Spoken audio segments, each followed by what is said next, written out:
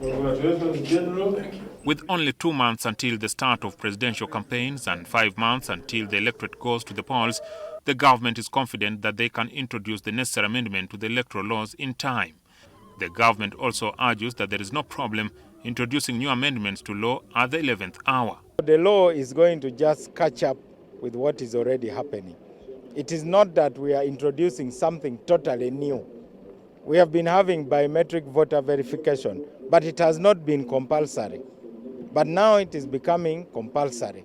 The indication is that the cabinet is waiting for a report from a 7-member committee that was set up to establish the viability of the mandatory use of the biometric voter verification system in the forthcoming elections.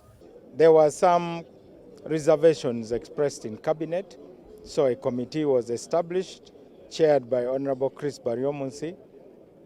They are soon going to report to cabinet, then we bring the law to parliament.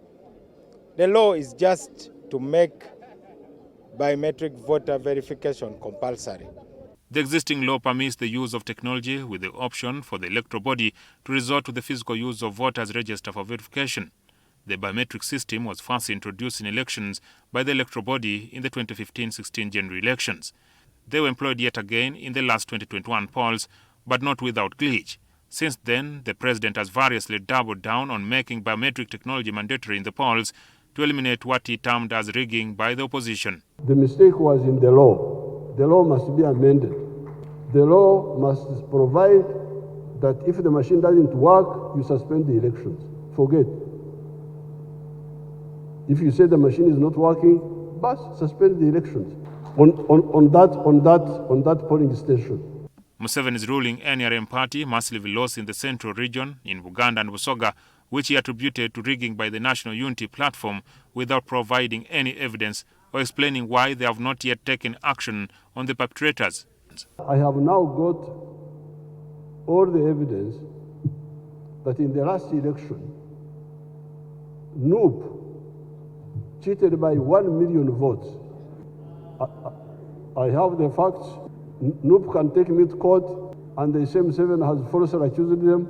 Any changes that affect elections would call for an adjustment in preparedness by the Electoral Commission. The Commission, however, says it is well ahead of time. Procurements are ongoing, some deliveries have been effected, and those which have not yet been effected, the processes are on. So we are ready, because it's not a matter of option. We cannot even say we may not be ready. No, that option is not available. Byabakama commented at the sidelines of the groundbreaking ceremony for the construction of the Electoral Commission headquarters. The expansive piece of land here in Lueza-Lubowa in Wakiso district measures 10 acres. This is where the National Electoral Commission is scheduled to construct its own headquarters. In fact, the commission plans to have the nomination of presidential candidates from these very grounds in September. The amount of money required for the construction of the structures ranges between 150 billion shillings to 200 billion shillings. This amount is almost equivalent to what the Commission requires for the purchase of biometric machines. Biometric machines alone, I think it is in the range of 69 or 70 million dollars. The $70 million is approximately 256 billion shillings at today's exchange rate. It's a lot. Elections are expensive. Democracy is expensive. So that everybody is given an opportunity to vote and everyone is satisfied with the process and the outcome. That's why the Electoral Commission is now going out of its way to stamp out this multiple voting. The Commission has old biometric equipment, but the Commission argues that it cannot meet the current need, necessitating the purchase of new pieces of equipment. The Prime Minister, Robin Anabanja, made a government commitment to provide the funds for the construction of the Electoral Commission complex. As the leader of government business, you have already been told my contribution in this. Some of us are incorruptible. I call a spade, not a big spoon. That's why we are where we are.